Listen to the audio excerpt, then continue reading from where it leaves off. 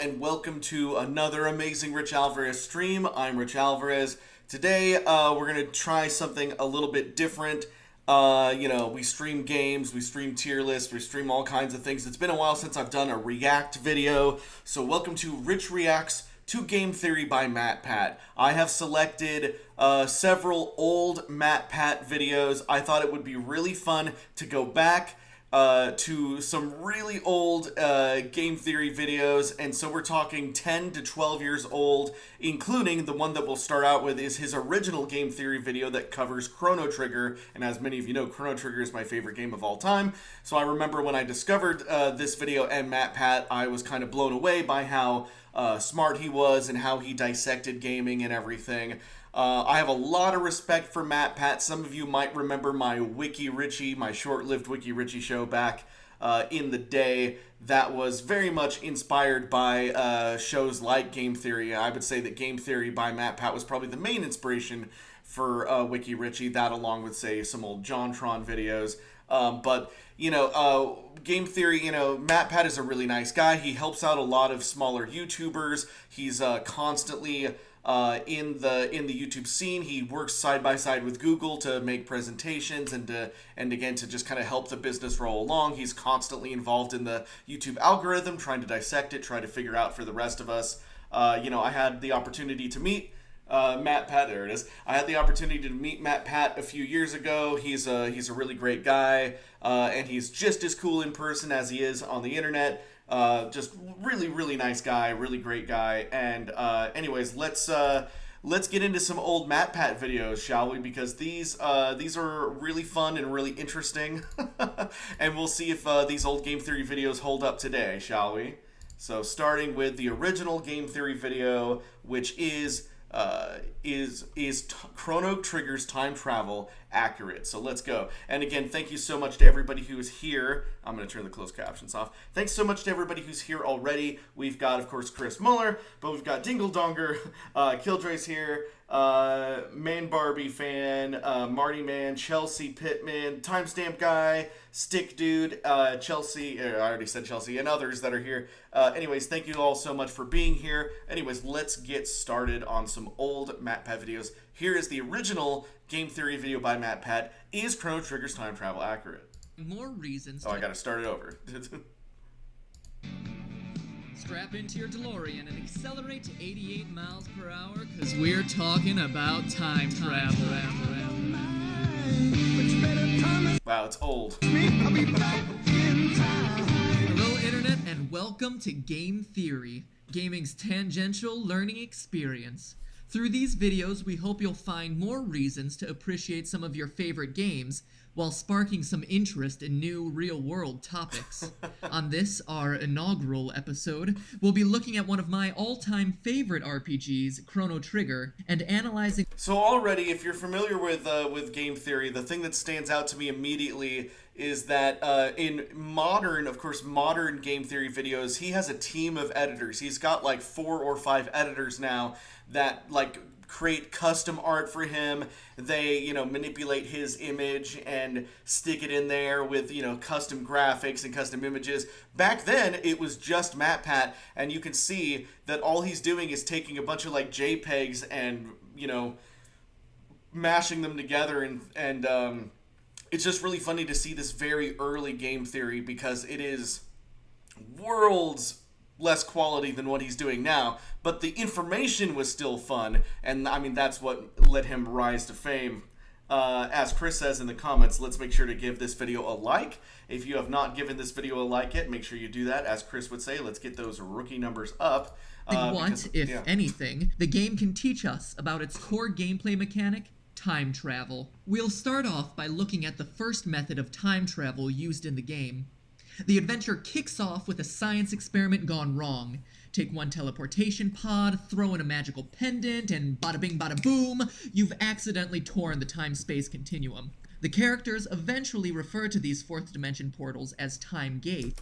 So, another funny thing to point out here is you can tell that he's using, an emulator to play Chrono Trigger, but he has turned on some of the filters that I definitely do not turn on when I play old Super Nintendo games. Like, it's the, I forget what they call this, but it kind of warps everything. It tries to smooth things out, but it ends up making everything look like an old oil glass painting or something. I don't care for the look of that. But, we can see more, as we say, MS Paint style JPEG mashups, and using old, probably Windows Movie Maker fonts for some of the titles here. But, is it fact or fiction? Are there any real-world equivalents to these phenomena? Well, Square, Chrono's developer, knows what they were talking about because, believe it or not, there have been reports of real-world time gates. They're officially called time slips, paranormal events where a group of people travel through time via some unknown, accidental, or mystical way. The reports are, well, I'll let you be the judge. This link will take you to some videos outlining a few of these. Back when you had to put an entire link, really huge in a video, so that way you could look at it and jot it down while you were looking at a video. Because I don't think you could put links in a description back then. So this was the result of that. These stories, specifically one from 1979 about a time-tripping hotel. Chrono's time gates are also very reminiscent of wormholes, specifically traversable wormholes, a theoretical physics concept that is thought to serve as a shortcut through time and space. The Morris Thorne wormhole, the first ever proposed, was thought to be held open by some spherical exotic matter, and surprisingly look very similar to the ones found in the game. Point, Chrono. That covers one mode of transportation found in the game, but what about the time machine, the aptly named Epic? Well, to analyze this, we need to... It's interesting, right? So, obviously, he's just comparing everything in Chrono Trigger to real-world science. He hasn't actually gotten into a theory yet. He's just, kind of comparing everything in the game to what's real. But I wanted to pause it here because he pronounces the epoch Epic. Now, I know a lot of people like to pronounce it Epic, E-P-O-C-H, and it makes sense, kind of, oh, it's the Epic, but I like to call it the Epoch, because the spelling of it looks like Epoch, and I feel like Epoch is just better.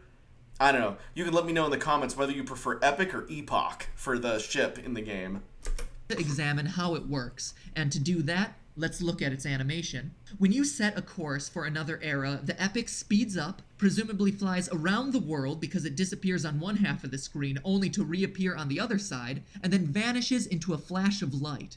So how accurate is it? Once again, I am happy to say that it's really not that far from the truth. According to Einstein's theories of relativity, if we could achieve a speed approaching the speed of light, a dilation of time would occur, causing time to pass slower on the moving body relative to that on Earth, technically making it possible to travel into the future. So let's take it one step further. Does the Epic actually reach these enormous speeds? The whole animation takes 3 seconds, so figuring that the circumference of the Earth is about 24,900 miles at the equator, you're traveling at speeds around 8,300 miles per second. Now compare that to the speed of light, which is 186,000 miles per second, and Chrono and the gang don't come close.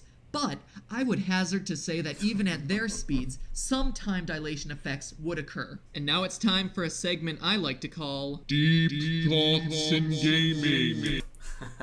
So he's talking about time dilation, and we've all watched enough, time travel movies to understand time dilation. But the basic theory of time dilation is exactly what he said, where if you're traveling in space fast enough, then like after traveling in space for a few minutes at super high speeds, you'd come back to Earth, and everybody would be decades older, and you would just be the few minutes older that you were when you were traveling. This was the case in the The Last Starfighter or Flight of the Navigator, that old 80s space movie, which basically that new Lightyear movie about Buzz Lightyear that basically kind of ripped off the plot of the Flight of the Navigator, sort of.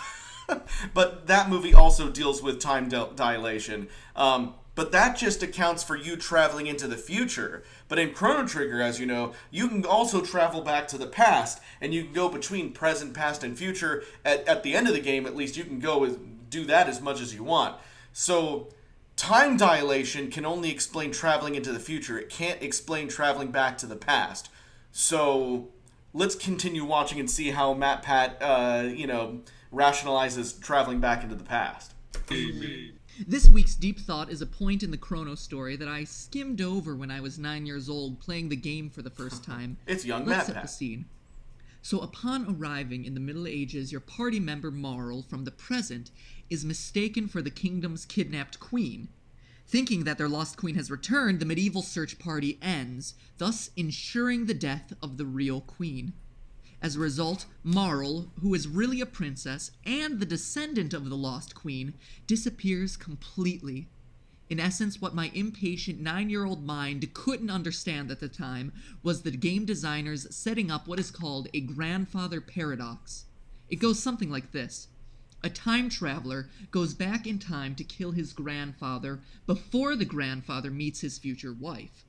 This murder would then prevent one of the time traveler's parents from being born, and thus the time traveler himself from being born, which in turn means that he could never go back in time to kill the grandfather in the first place. Tricky, right? But what's it mean? Some use the grandfather paradox as evidence that time travel isn't possible, while others, like physicists Igor Novikov and Kip Thorne, resolve the paradox by proposing that any time travel must be self-consistent. That is, anything a time traveler does has always been a part of history, or in other words, that past events cannot be changed, only altered toward the same conclusion. So, when Chrono and the team rescue the real queen, they preserve the original timeline, but alter slightly the way it was. So that's a very fascinating view of time travel. So with the grandfather paradox. So, and I've thought a lot about this because I think a lot about weird stuff. But basically there are two theories of time travel that kind of go through that grandfather thing. So you can either say that you can go back in time and change things, and it would just create a paradox, but people that are on team paradoxes can't happen. They are saying that that's why time travel is impossible completely, because you can't go back and change things, because the moment that you go into the past and change things, you would have never gone back into the past anyway, because you have now prevented yourself from being able to go back in the past. Therefore, nothing is changed, and therefore there is no time travel. It's complicated. But basically what MatPat's solution is what a lot of people say, is that you can go back into the past. Maybe theoretically you could go back into the past, but anything you've done in the past has already been done. This is kind of what they did in the Harry Potter series. So like Harry Potter witnesses somebody he thinks is his dad do the Patronus thing in the third book / third movie. And then he goes back in time and then does it and realizes that he was just watching himself do it. So it's like he had already done it, but then he had to go back in time to do it. But him being there casting that spell was always a fixed point in time, which gave him the confidence, ironically, to be able to do it because he knew he had already done it. He figured out that it was him and not his father that cast the Patronus spell. And so that was always a fixed point in time. He didn't change anything by going into the past. That was already a fixed point. So at least in the Harry Potter universe, it's going by the theory that you can't change the past. Things that you've already gone back in time to change have already been changed. But then there's, of course, the Back to the Future, where, Marty goes back in time and changes certain events. So now his parents, when he goes back to present time, his parents are now, like, really cool. And, so, like, Back to the Future does the opposite. You can go back and change things for the better. And again, because time travel doesn't exist yet, as far as we know, we'll never really know how time travel works. Or perhaps time travel has already existed, but because it messed everything up, somebody has already erased time travel from existence. Who knows? Fun with science fiction. Achieved. There is, of course, a third option, the possibility of parallel universes and alternate timelines, but now is not the time to touch on string theory. We'll save that for when we talk about Kirby's Epic Yarn. And now it's time for my final thought. To this day, I love Chrono Trigger. The time mechanic is ingenious and brilliantly implemented, the story is epic, and the worlds you explore are all fully realized. But beyond that, we've seen today that it definitely provides a fairly accurate portrayal of time travel as it's currently envisioned. But here's the take-home question. Is it possible? Will we be able to fly to the past to save our prehistoric ancestors, or jump forward to fight in post-apocalyptic futures? The answer to that comes in two parts. Probably not, and maybe, but probably not. It's currently unknown if backwards time travel is possible. Just look at the grandfather paradox and you'll see just one of many of its complications. Stephen Hawking, the famous theoretical physicist, said it best. If travel to the past is possible, then where are all the tourists from the future? Well, it's either that it's not possible, or we live in a time that no one wants to visit. So seeing dinosaurs or visiting King Arthur's court probably won't be happening without going to a museum. But that doesn't rule out time travel completely. Einstein's theory of relativity showed the world a possible doorway to the future, and some small-scale experiments have actually verified that velocity-based time travel is possible. In short, there's a lot of complicated theories, and we're a long way off technologically, but who knows what tomorrow may bring? I mean, you don't find the time machine in the game until the year 2300, so we have a while to wait. But then again, the world was supposed to end in 1999. Anyway, what comes next? Only time will tell. Thanks for watching. He hadn't quite done but that's just a theory. A game theory. He had not done that in this original video. Yeah. Anyways, Chrono Trigger, it is my favorite game of all time, Chrono Trigger, but, anyways, yeah, so that was game theory, the original game theory. From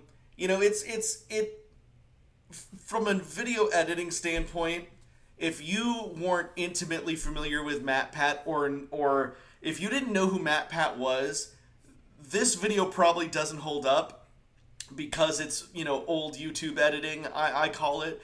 I feel like this video is now only appreciated by people who are either longtime fans of MatPat, like myself, or people that maybe they're just discovering MatPat and then they go back and watch his older stuff. They can appreciate this, but I feel like if you have no idea who MatPat is, if you've never heard of game theory, this video probably wouldn't appeal to you because it is very old.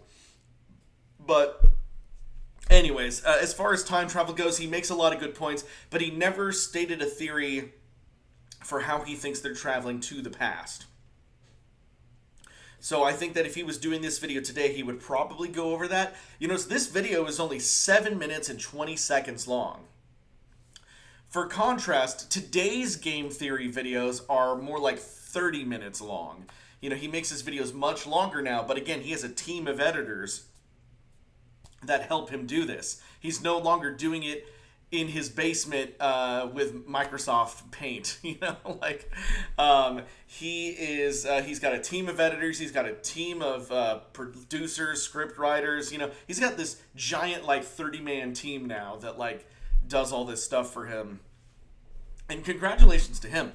It's great stuff, but this is like a YouTube treasure right here. Anyways, I've picked out some other game theory videos, some other stuff. Let's see, what else do we want to do? There's this one called The Problems with Princess Peach I thought would be fun. So let's check this out.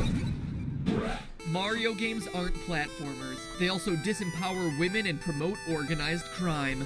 That's right, game theory is back.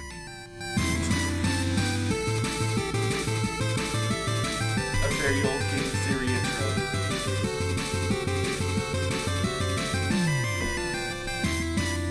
Hello, Internet. Welcome to Game Theory, hailed by critics as fast edits with mildly impressive photoshopping. So, Princess Peach. She's one of the first ladies of video gaming and also one of the most innocuous. Beautiful, polite, modest. Even when she engages in brawls, she remains classy and even-tempered. Take, for instance, the humble Smash Ball, where it turns other cute characters into fire-spewing creatures of winged death. Peach uses it to calmly summon a rain of healthy fruit. Or how about in Super Mario RPG, while other characters use magic to conjure deadly electrical storms or towering infernos, she calls forth an army of sheep. But not angry, trample-you-to-death sheep, just sleepy sheepies. Sleepy sheepies. Seriously, Miss Pac-Man is edgier and she's a yellow circle with a bow. So would it surprise you then to hear that behind these yellow locks is a ticking time bomb of hormones and the mastermind behind Bowser's nefarious schemes? Be warned, dear theorist, this video is rated M for Mamma Mia, that's a spicy episode. As we begin to peel this peach, I submit that Mario's gal pal here is a clear candidate for bipolar disorder, a psychological issue marked by periods of extreme mood shifts, manic highs, and depressive lows. Sure, I've already said that in most games she appears cool and collected, but in most... Killjoy says, oh, this aged edgy. Yeah, I mean, this was... Again, I think this was 11 years ago, so it's obviously it's slightly better edited than the last one. And again, I'm not going in order necessarily. This is not the video that followed the Chrono Trigger video, but it is an older video. Again, all of the videos we're looking at today are between 10 to 12 years old, and I just kind of picked ones that I thought would be, you know, fun to look at. So yeah, he's talking about Princess Peach, you know, and I thought that was relevant because, you know, we got famous doing the stupid Mario thing. It's just interesting how we look at a character like Princess Peach. Now, obviously, because it's game theory, he's doing some extreme nitpicking. He's looking at, you know, Peach's behavior over the course of the games and really trying to grasp at straws as to what those could mean, whether that's some form of mental illness or, you know, behavioral problems, you know, and what have yous. And anyways, those are very sensitive topics. You know, so but this character, Princess Peach, you know, again, you know, we can game theory it, we can, you know, pull it apart and try to make it real, but at the end of the day, you and I know that Princess Peach is she's basically just a cartoon character that isn't meant to be three-dimensional. She's just supposed to be, you know, the princess, you know, so, you know, any theory that we come up with is just a theory. Miyamoto, you know, created this character just to be the love interest of Mario, and it really doesn't get much more complicated than that. But anyways, the point of game theory is to overanalyze everything, so let's continue. Next game, she's only making a cameo in Super... Oh, by the way, if you haven't liked this video yet, give this video a like. Chris would be disappointed to see that we have many viewers in here and only 8 likes. Give this video a like, or my life is over. I don't know. Princess Peach, however, she's the main protagonist, and she's not fighting her way to Bowser with parasols and vegetables. Oh no. She attacks with rapid mood swings. Get her mad? She literally catches on fire. Happy? She twirls and flies. Sad, and she cries uncontrollable bitter tears. Way to go, Nintendo. You make the girl a hero and you give her the power of PMS. I attack with my emotions. People with bipolar Oh, disorder boy. tend to be either manic or depressive for the whole day. Peach takes it to a whole nother level, switching back and forth in the span of seconds, changing from one extreme emotion to the next, quite literally, with the press of a button. Bipolar disorder also comes packaged with unhealthy eating habits. Peach's insistence on constantly making and eating cake, yeah, that cake ain't a lie. She's just eating it to escape her crippling depression. Bipolar disorder. Peach's content! But before we finish talking about Nintendo's sexist little romp, in Super Princess Peach, her hormonal highness is fighting for control of, get this, the Vibe Scepter. You heard that right. Vibe Scepter. They couldn't possibly mean, yeah, they do. At the end of the game, boy. on-screen text implies that the Vibe Scepter can be found in my own house, and is responsible for my mom laughing happily a lot. Super Princess Peach, encouraging children to find their parents' hidden sex toys since 2005.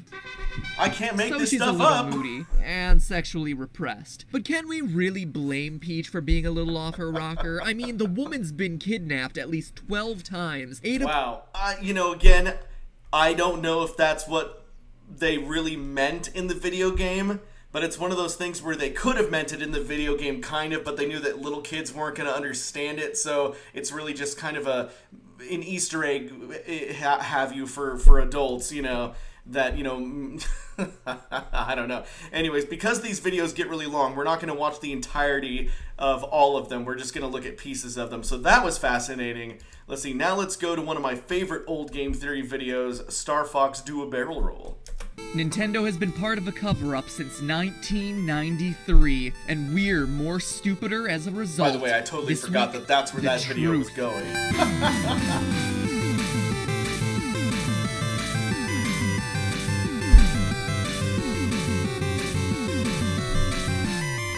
MatPat, always on the cutting edge of what's appropriate. Hello, Internet. Welcome to Game he's Theory. been, We didn't like, invent the super word overly truthiness, clean but the by last golly few years, gosh, but, we believe man, in back it. then I guess he Have you didn't ever care. played Star Fox? Chances are it's made you dumber. The game is just one big lie. It all boils down to one thing. Team Star Fox sucks at flying. Let's look at the facts. Do a barrel roll! Peppy Hare tells us in the closing minutes of the first level, and like obedient puppies, we follow his orders, pressing Z or R twice, joyfully seeing our ship spin like a top, deflecting all incoming lasers. And so we barrel roll our way through the Lilat system, past Starwolf on Fortuna, past Andross on Venom. So impressed were we with this little catchphrase that we make it into one of gaming's most recognizable memes. Even Google got in on the act. Do a barrel roll! Do a barrel roll! Do a f***ing barrel roll indeed! Peppy Hare is a lying bastard. This isn't a barrel roll. Not even close. It's called an aileron roll. If this show had any budget, I'd demonstrate the difference by hopping in a plane with an expert pilot, probably including some comedic routine where I was made sick by the G-forces created. Instead, you get some Mythbusters footage and a couple of... So what's interesting about this game theory video is that this isn't really a theory. He's just stating a fact that the video game got wrong, which is the case in a lot of older game theory videos where he's not so much creating a theory as he's just pointing out something in a game that is either factually incorrect or that needs a little bit more clarification. So it could have been called game clarification, but game theory sounded better. But of course today everything is a theory. So yes, this one's really simple. An aileron roll is where you spin like this, which is what you do in the game. A barrel roll is when you do a complete, like you go up, you flip, and you come back around, which is what they, in the video game, they call do a somersault. You do a somersault, but that's actually what a barrel roll is. So in Star Fox, doing a somersault in real life would be called a barrel roll, and doing this would be an aileron roll. But again, do an aileron roll does not sound very good. Anyways, next theory. The science of Sonic the Hedgehog. Take a break from your classic Nickelodeon and get ready to do what Nintendo don't, cause we're taking a walk on the wild side.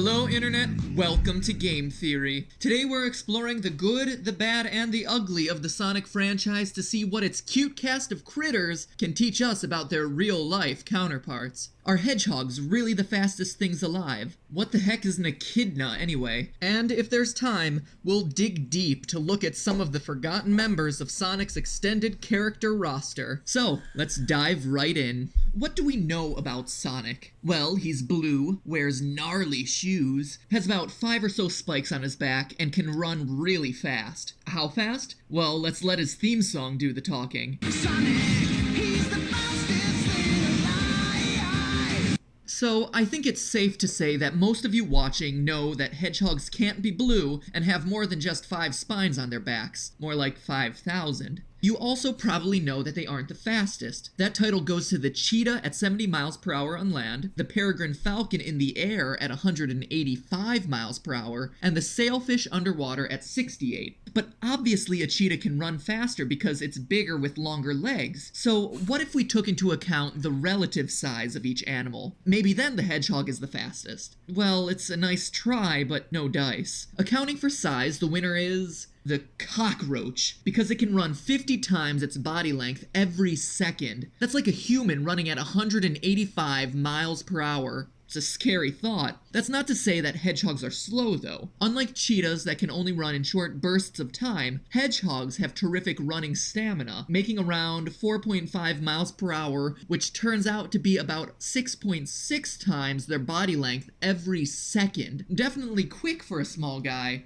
but hardly the fastest thing alive. So here's a quick quiz. What do Samus from Metroid and Sonic the Hedgehog have in common? I'll give you a second. Ready? They're both female. Surprised? Well, you should be, because it's a lie. The real answer is that they can both curl up into tiny balls. That, and they both appear in Super Smash Bros. Brawl and have lots of creepy fan art dedicated to them, but that's beside the point. Beginning in Sonic 2, Sonic is able to rev up into a rolling spiked ball, and this, of all things, is something hedgehogs can do. Not rev up, but as a method of defense, the animal's 2 back muscles can pull the spiky skin over its belly and face, creating a prickly ball. In extreme circumstances, the hedgehog I don't think they were going for actual science when they created Sonic the Hedgehog. can also roll to attack, though in most cases it will just choose to run away. So, it appears that there is something accurate about Sonic's characterization after all. What about Knuckles? The game's you know, in when they were creating Crash Bandicoot, they had not even, when they designed Crash Bandicoot, they hadn't even decided if he was going to be a Bandicoot yet. They knew he was going to be some kind of marsupial, but they hadn't landed on Bandicoot. They just designed the character and they were like, Bandicoot. You know, with Sonic, you know, again, this was the early, you know, late 80s, early 90s, you know, and around that time, people in the video game industry were just desperate to come up with their own answer to Mario. And for some reason, even though Mario's a small Italian man, everybody was trying to come up with their own, like, furry animal creature, you know, whatever. Anyway, so you know, Sega landed on Sonic, and, you know, it doesn't matter if he's nothing like an actual hedgehog. They thought it'd be really cool if he had the spikes and everything, you know. Teach us that echidnas are gliding, wall-crawling animals that can dig with massive spiked fists. Should we trust them? Similar to Sonic, Knuckles really only has one attribute in common with his brethren. It's the digging. Alright, that's about enough. You can see where this one's going. Sonic's nothing like a real hedgehog. Great. Ditch Mr. Bubbles and bring your little sister, because this week is going to be bio-shocking.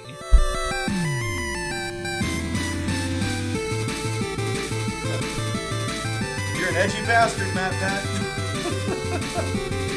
This is MatPat before fame, obviously. Hello, Internet.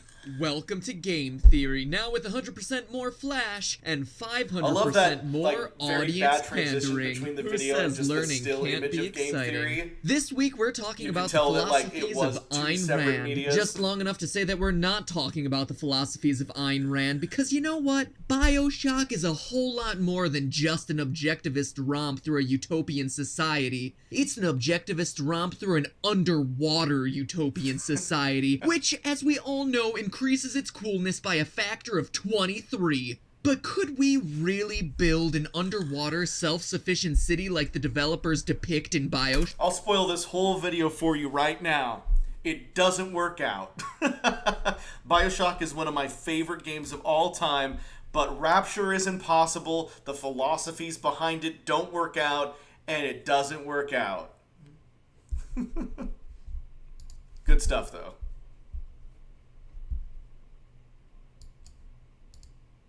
What am I doing? Ah! Oh, bye, Dante! Grab your tickets to the gun show and get ready to shoot your load, because we're taking aim at headshots.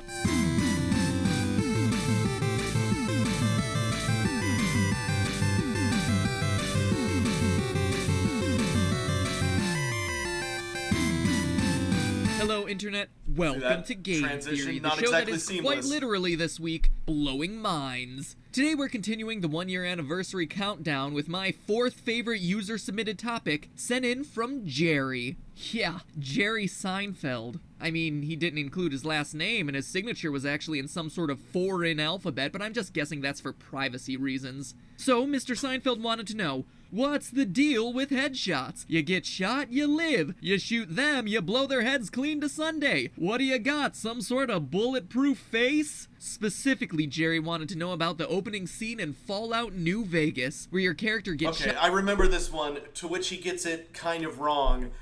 So at the beginning of Fallout New Vegas, you get shot in the head, and then you're saved by a robot. The bullet is extracted, and they heal you as best as you can. This results in the main character having amnesia, which is a good setup for the game because you get to design the character exactly how you want. You get to create your character's name, and what's cool about this is that it means that your character has existed in the story, you know, or it has existed in the lore, but you basically get to create exactly who this person is now, because the bullet, you know, the wound and everything, it's not just amnesia. You have a completely different, you know, personality and behavioral trait as to whatever came before. So you basically get to create a brand new character, but it's someone who's existed. It's a really interesting concept.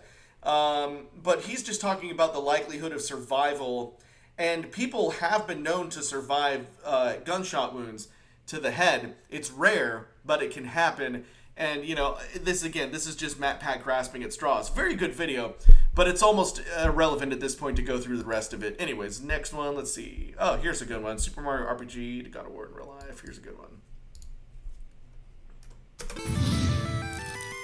This one is, I think, slightly newer than the previous ones.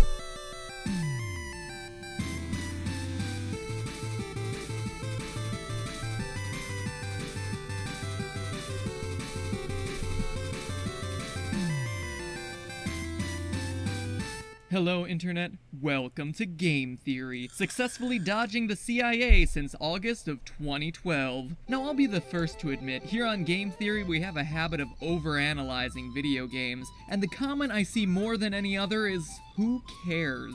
Who cares that Star Fox's team is doing aileron rolls instead of barrel rolls? Who cares if you're committing war crimes in the Call of Duty games? Who cares if Mai Shiranui's boobs are real or fake? Well, never mind, people actually did care about that one, go figure. In general, it all boils down to 5 words. It's just a video game. But after today, claiming video game logic is no longer an option because I'm going to prove to you how practically every video game is interrelated, sharing one collective universe, and that universe just so happens to be ours. Our story begins with one of my personal favorites, Super Mario RPG. Plumber sets out to save kidnapped princess. Plumber finds princess's vibe scepter hidden beside the fireplace.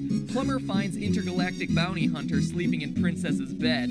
Any Nintendo fanboy worthy of Miyamoto's blessing can identify that as Samus Aran, which means that when Mario looks up at the Mushroom Kingdom sky at night, Somewhere out there, he should be able to see Metroid-infested planets like Zebus and SR-388. While he's stargazing, he should also be able to see the planet Popstar, Kirby's homeworld. Since in Kirby's Dream Land 3, Kirby must fight off several of Metroid's signature space jellyfish, only to find Samus blonde and beautiful at the end of the level. In fact, if there was any doubt about the Mushroom Kingdom Popstar connection, there's evidence that Mario has actually been there, as he appears in the audience of both the Megaton Punch Tournament and the battle against King Mario Dedede Luigi's in the audience? Kirby Superstar. In other words, it would have been 100% legitimate to have Mario jumping on Kracko and headbutting Mother Brain during his interstellar travels in Mario Galaxy. And we're not talking about fantasy crossovers here. This would be perfectly established within the canon of all three franchises. But it doesn't stop there. While he was planet hopping in this fanfic version of Mario Galaxy 3, Mario and Kirby could spend a few minutes fighting off a Zerg rush as Metroids have infiltrated the distant galaxies. I used to play a lot of StarCraft. Anyways, just using the StarCraft HUD and everything, it just makes me want to play StarCraft 2. But if Samus is really going to quell the Metroid outbreak, she'll also have to swing by Angel Land, home to Kid Icarus, leaving the door open for a Pit versus Protoss showdown. Now there's a brawl I'd pay to see. Revisiting Super Mario RPG also connects the Mushroom Kingdom to Hyrule, as Mario finds Nintendo's favorite fairy, favorite fairy boy, sleeping in a hotel bed. 2 years later, in 1998, the connection between the two realms was further solidified in Ocarina of Time, where Mario, Bowser, and Luigi appear as portraits in Zelda's castle. Could Hyrule and the Mushroom Kingdom be one and the same? That's a question for another theory, but one thing's for sure, Nintendo's biggest heroes definitely share the same planet. So we've united most of the main players in the Nintendo universe, but how do we jump from this proverbial Nintendo land to the real world? Well, we do some digging around and find an obscure Japanese title named Captain Rainbow, which stars Birdo. Now, I know what a lot of you are thinking. Obviously, all of these characters have crossed over in multiple Smash Brothers games, but there is plenty of evidence to suggest, based on the intro video to the original Smash Brothers on the Nintendo 64, that it's just the result of somebody, Master Hand, which is you, the player, is just playing with plush figures from their toy box. The ambiguously gay Dino, and former world boxing champion, Little Mac, who earned his crown by toppling the one and only Iron Mike Tyson. Thus, we have our bridge to the real world. Not just some made-up video game version of Earth, but the real world with real-life earbiters. Now, I just want to point out, because I see Crazy Handa's comments, Crazy Handa says, this was a big connection before the MCU and Stupid Mario Brothers. This video came out in 2012. Stupid Mario Brothers ended in 2012. Stupid Mario Brothers was 2007 to 2012. The MCU started in 2008 with Iron Man. So, and that's the funny thing. I love MatPat. I respect MatPat. Like I said, he's a great guy. But Game Theory started in 2010. I had already been doing Stupid Mario Brothers for 3 years when Game Theory started. My channel is older than MatPat's. But, he's a lot more famous than I am and has also been around a long time, so it's easy to forget that this channel is older than his. But again, Stupid Mario Brothers was either over or about to end when this video came out, and the MCU had already released or was about to release the first Avengers movie at the time this video came out. So anyways, just saying.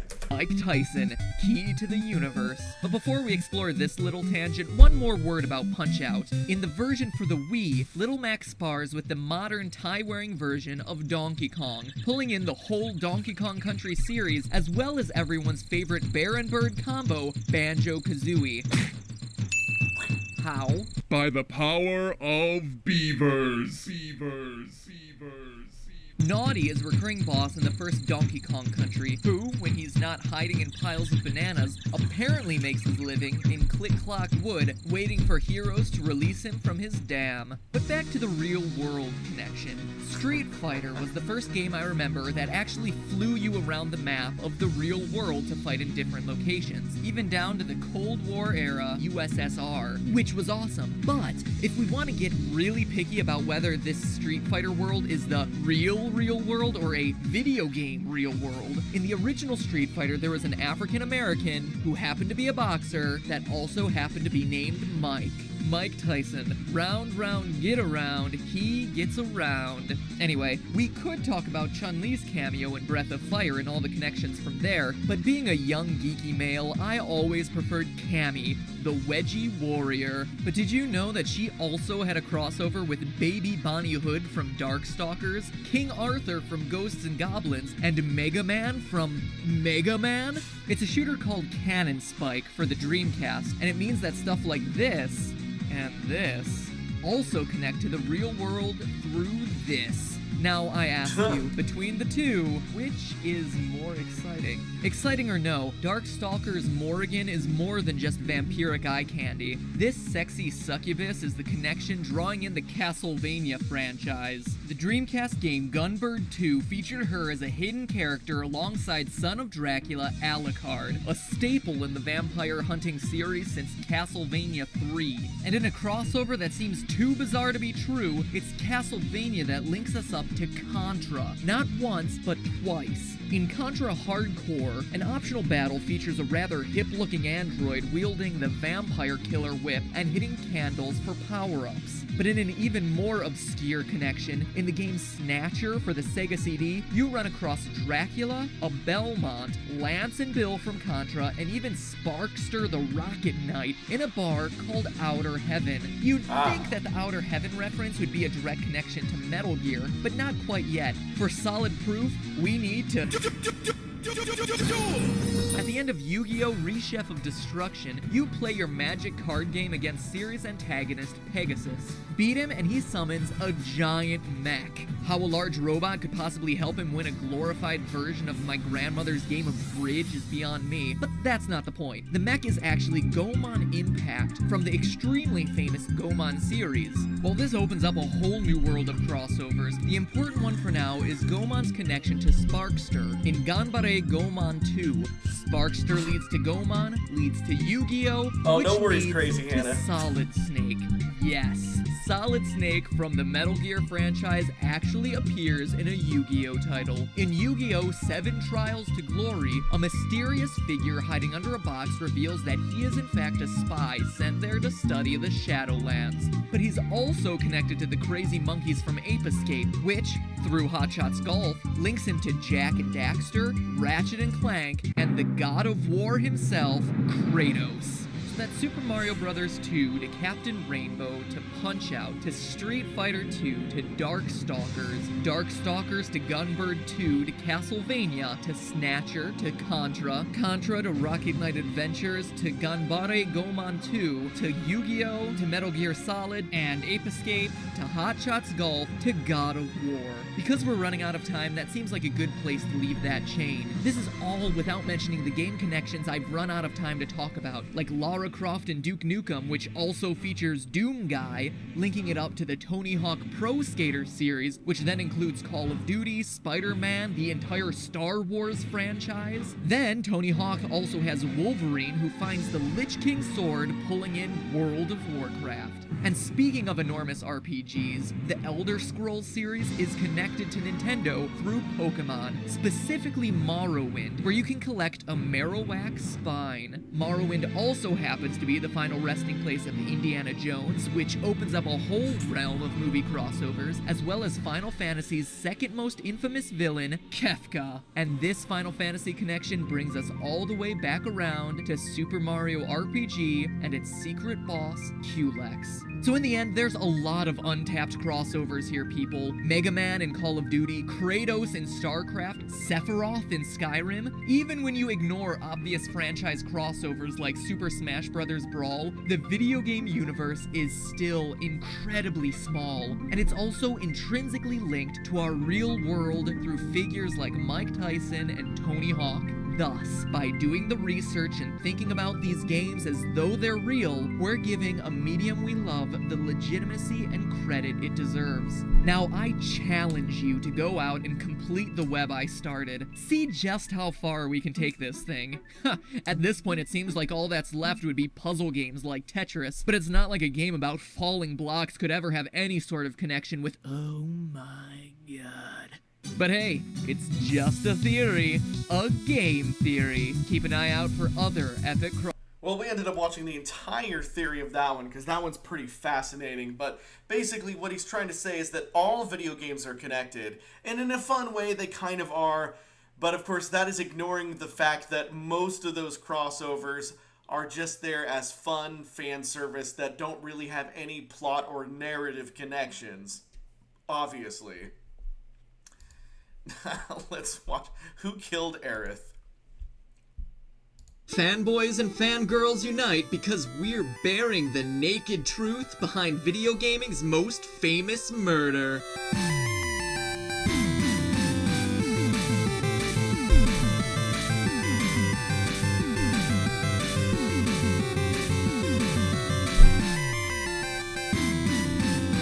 Hello Internet, welcome to Game Theory, the show where our favorite limit break is Mind Blow. Final Fantasy VII, one, if not the, most loved and reviled games of all time. A game so defended by fans and so attacked by haters that no reviewer dare touch it. But here, we don't look at good and bad. We look at truth. And often, that truth is more shocking than Aerith's death halfway through this game. Oh, should I have put up a spoiler alert? Too bad! Get out from under your rock. But this rather well-devised segue brings me to my main point. Have I really spoiled anything? Based on her wounds, should Aerith have died? In fact, does she die at all? This week we're looking at the anatomy of a murder that has rocked the gaming world since 1997, and I guarantee the truth will shatter what you thought you knew about this unforgettable and heartbreaking moment in gaming history. Let's start by setting the scene.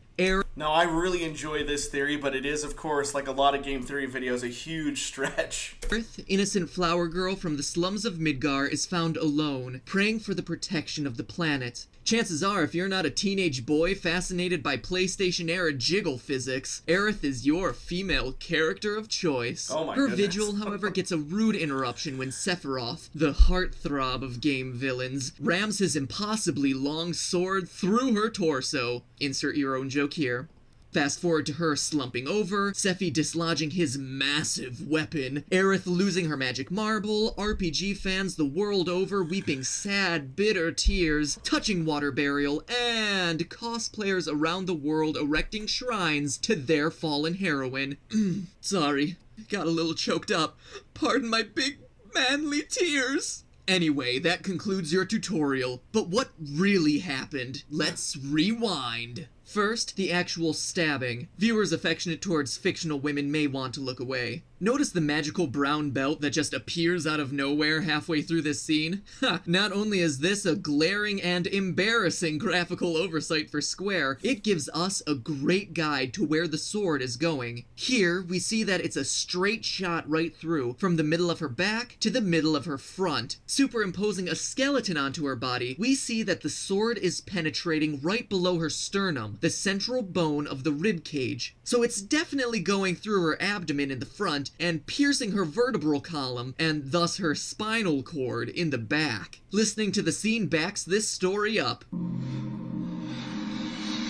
If I know my sounds of horrific death, and I most certainly do, these are the dulcet tones of steel scraping on bone. Looking at another diagram, we see that the sword is too low to hit the heart and lungs, but the liver, stomach, and perhaps the intestines might suffer some damage. And with one final diagram, we see that the inferior vena cava and the descending aorta both follow the path of the spine and are thus targets for the sword. Overall, I feel confident in saying that this would be a serious injury. Death would seem certain. But look again, my CSIs in training. What's missing? I'll give you a second.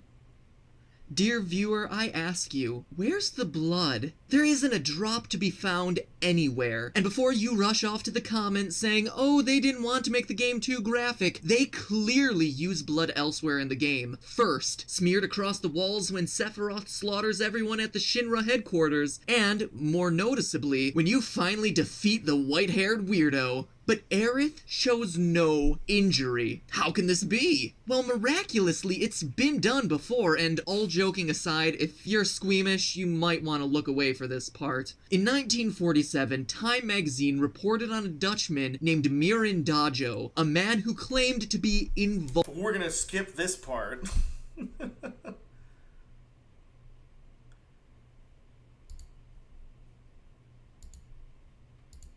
Did I mention Okay, basically there's a guy that was able to stab himself a bunch without any blood. that Aerith is a Cetra, an ancient, a deeply spiritual people with mystical abilities? Huh. Seems like a mighty important detail to have mentioned right now. Alright, so say that through part miracle and part mysticism, there is no bleeding or organ damage. Why does she collapse? Well, you can't get around the fact that the sword severed her spine. I mean, no case of scoliosis is that bad, and we even heard it. Let's look at one last diagram. The spine is divided into 4 sections based on its location in the body. Cervical for the head and neck, thoracic for the chest and stomach, lumbar for the lower back, and sacral for around your pelvis. Because the spine is the highway of information from your brain to the rest of your body, injuring it is like causing a bad car wreck, ceasing traffic further down the road. Based on the sword's position, it looks like it pierces through the T7 vertebrae, or the 7th bone down in the thoracic section. An injury to this part of the spine not only destroys your ability to move your legs, but it would also prevent you from controlling your abdominal muscles. In other words, you wouldn't be able to hold yourself up. You would just slump over like a rag doll or a corpse. However, Aerith would still have control over her arms and head, so why wouldn't she move for the rest of the scene? Spinal injuries can result in extreme dilation of the blood vessels, meaning that not enough blood would make it to the cells, resulting in shock and eventually knocking her unconscious. What I'm saying is this: stabbing, slumping over, and closing your eyes doesn't necessarily mean that she was dead. In fact, no blood, loss of abdominal control from a spinal injury, and unconsciousness due to shock means that Aerith could easily have been alive when she was set adrift. You mean that Aerith could still be alive? I understand if you need further proof, so let's look at one last nail in Aerith's non-existent coffin. During her sentimental burial, she sure does sink like a stone, doesn't she? Funny, considering that dead bodies tend to float for a while as oxygen is trapped in their lungs. Eventually, they do sink when the air in their lungs is replaced with water seeping into their system. Live bodies, however, have a harder time staying afloat because of the tension in their muscles and the fluctuations of oxygen in their system. Aerith's lack of buoyancy would hint at her still being alive. Why not swim to save herself then? Don't forget that she'd still be suffering from a bad case of unconsciousness mixed with an unhealthy dose of paralysis. Wait, so Aerith might still be alive? Let's look at the whole tragic scene play out once again. Sephiroth impales Aerith, paralyzing her from the chest down. Miraculously, all vital organs and blood vessels are spared as not a drop of blood is spilled. However, with an injured spinal cord, Aerith collapses as she can no longer support herself upright. The scare sends her into shock and she passes out, unconscious. Cloud, not the brightest clone of the bunch, assumes she's dead and sets her to drift, and her still living body rapidly sinks. Wait, a living body underwater and unable to swim? Then that means... yes, it's even worse than we thought. To put it bluntly, it's very possible that the true murderer wasn't Sephiroth on the altar with the sword. Instead, Aerith may have unintentionally drowned when Cloud set her unconscious body in the water. In a sense, she was buried alive. And that, my friends, puts an even crueler twist on the most shocking, painful, and heart-wrenching scene in gamedom. Aerith, everyone agrees that you left us too soon, and we, as gamers, were forced to comfort ourselves in the large, warm cushions of Tifa's chest. Or was that just me? Anyway, it's just a theory. A game theory. Thanks for watching. So, anyways, it's a fun theory, but of course, Tetsuya and other people from Square have confirmed, they had to confirm because noisy fanboys, they had to confirm, yes, Sephiroth did indeed kill Aerith on that stab. She just didn't bleed, because again, even though there are examples of blood elsewhere in the game, they just saw blood coming out of a dying Aerith as being more graphic than the other examples. So they chose not to have any blood there, but she does indeed die by Sephiroth's hand. Fun theory, though. Anyways, I think that's going to do it for now. I'm so glad for everyone who helped me watch these game theory videos.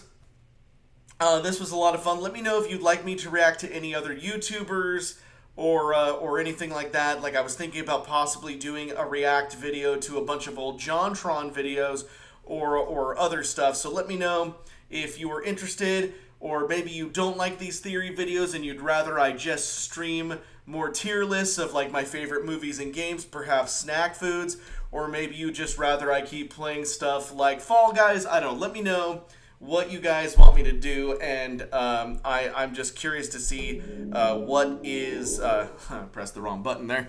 What is it that you guys would like to see? What would you like to watch? What would you like me to do? Let me know. You can let me know here in the live feed, or you can wait till the video is a video and post your opinion in the comments below.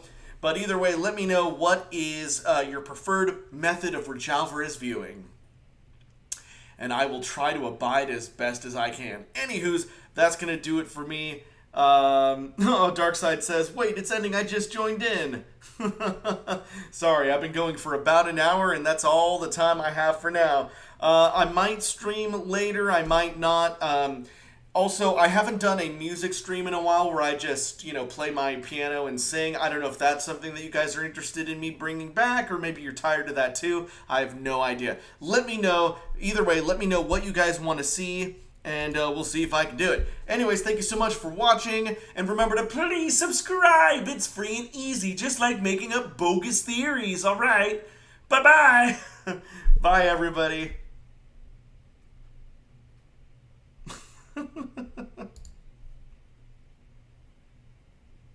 Oh, yes, for anybody who's still here, yes, Chris and I will be at SAC Anime Friday and Saturday.